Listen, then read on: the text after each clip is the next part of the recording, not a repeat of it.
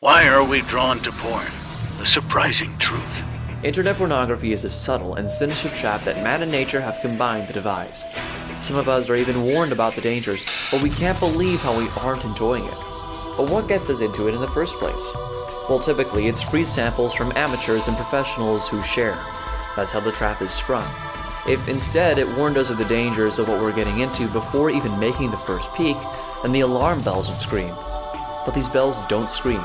Perhaps it's the shocking nature of many clips that reassures our young minds that we'll never become hooked, thinking that because we don't enjoy them, we can stop whenever we want to. Or maybe the seeming innocence of soft material doesn't trigger any alarm bells, much like a skillful weavings that a con artist can play to direct our mind. As intelligent human beings, we then understand why half the adult population was systematically addicted to something cutting down our very potential to perform what we're viewing. Curiosity brings us closer to the doorstep of addiction, but we don't dare to click on the thumbnails we're glancing at, fearing they'll make us ill or send us down into a perilous and immoral pathway. And if we accidentally clicked on one, often our only desire is to get away from the page as soon as possible, while at the same time, desperately curious even more. Once the process has started, we are trapped. From now on, we spend the rest of our lives trying to understand why we do it, telling our children not to start, and at odd times, trying to escape ourselves.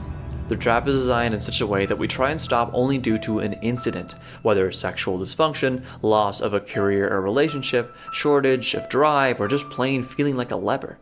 As soon as we stop, we have more stress due to withdrawal pangs, and with the method we relied on to remove that stress now unavailable. Our resolve for quitting then proves to be shaky. After a few days of torture, we convince ourselves that we've picked the wrong time to quit, deciding that we'll wait for periods without stress, which upon arriving removes our reason for initially stopping. Of course, that period will never arrive fully, and we begin to believe that our lives tend to become more and more stressful. We leave the protection of our parents, the stresses of work introduced, homemaking, mortgages, buying shelter, and raising children. These begin to crowd our lives. But that's an illusion. The most stressful parts of any creature's life are actually early childhood and adolescence. We tend to confuse responsibility with stress. A user's life, like a drug addict's, automatically becomes more stressful because pornography doesn't relax or relieve stress, as some try to make us believe. It's just the reverse, causing us to become more stressed as we continue using, with every guilt-laden late-night aftermath piling more straw onto the camel's back. Even users who kick the habit, as most do one or more times throughout their lives, can lead perfectly happy, normal lives, yet suddenly become hooked again. Wandering into the pornographic maze, our minds become hazy, and we spend the rest of our lives trying to escape. Many do succeed, only to fall into the sinister trap at a later date. Solving the problem of porn addiction is a riddle. It is complex and difficult, but once you see the answer, it's simple and fun, and you wonder why you didn't think of that. Easy Peasy contains all the solutions to this puzzle, leading you out of the maze, never wandering in it again. All you have to do is follow every instruction to the letter. However, if you take a wrong turn by jumping chapters, or blaze through the book at lightning speed without carefully making a deliberate effort on your first time reading, then the rest of the instructions are pointless.